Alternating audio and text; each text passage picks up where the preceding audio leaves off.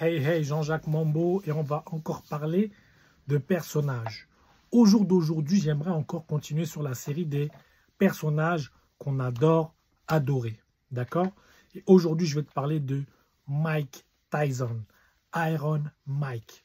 Et je prends des cas, comment dirais-je, véritables, parce que comme on dit, la vérité dépasse toujours la fiction. Donc, dans le cas de Mike Tyson, il grandit à Brownsville, ok? C'est à New York dans les années 60-70. C'est vraiment le chaos, c'est le ghetto comme on peut ne même pas s'imaginer. C'était le ghetto des ghettos. Quand vous pensez à ghetto, pensez à Brownsville des années 70. Et c'est là-dedans que le petit Mike Tyson grandit. Sa mère était une prostituée, son père était un proxénète. Il a été molesté quand il était jeune.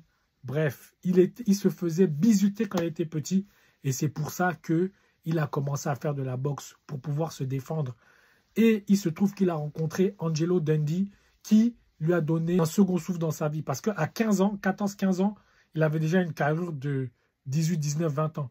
Donc, il avait déjà les aptitudes physiques.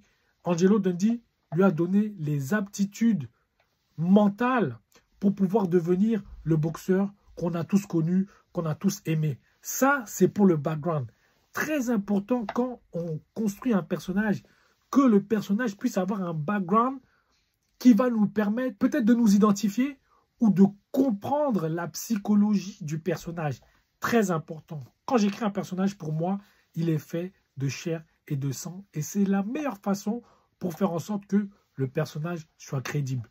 Fast forward, il devient professionnel. Il met des KO comme on n'a jamais vu. Il est flamboyant. Il se la raconte. Il sort du ghetto. Donc, en fait, c'est un peu une histoire à la Cendrillon, en fait. Et c'est ça qu'on a aimé chez Mike Tyson.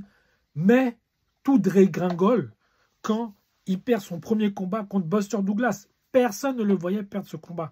Il venait juste de perdre son entraîneur. Donc, il était psychologiquement, on va dire, atteint parce qu'il venait de perdre son deuxième père. C'était quand même quelque chose d'important pour lui. Et à partir de là, commence ou s'ensuit une descente aux enfers où une femme qui était, je crois, Miss America ou Miss Black America, un truc comme ça, dit maintenant que elle s'est fait violer par le Mike Tyson qu'on aime. Parce qu'il avait une histoire qui vraiment, qu'on ne pouvait que aimer, en fait, tu vois. Suite à cela, il fait, je crois, 2 ou 3 ans de prison. Il ressort de là, costaud, blindé comme un ouf et tout. Et de là, il reprend sa carrière de boxe où il remet des KO de ouf. Et c'est ça qui est intéressant. C'est-à-dire que quand tu construis un personnage, le personnage doit être complexe. Le personnage doit avoir des qualités. Le personnage doit avoir des défauts. Le personnage doit être humain. Et quand on regarde un Mike Tyson, c'est un humain qui est tellement humain. Il fait des erreurs devant les caméras du monde entier. Mais il a aussi des réussites. Que ce soit dans le business, on l'a vu se réinventer. Grand boxeur qui a fait un one-man show, qui s'est retrouvé dans des films. Aujourd'hui, il a une des plus grosses marques de cannabis au monde. Il a un podcast qui est un des podcasts les plus écoutés au monde. Et il y a tellement de dualité dans ce qu'il fait.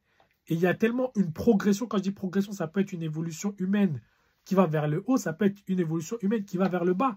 Mais il a su se réinventer. Et ça, ce sont les ingrédients qui nous donnent des bons personnages et qui vont nous donner quoi de manière ultime? Une bonne histoire. Donc, il faut s'inspirer de cela. Et si tu veux avoir mon e-book qui t'explique comment commencer ton roman, tu sais quoi faire. Tu cliques ici, tu me le dis dans les commentaires ou tu m'envoies un MP. C'est simple.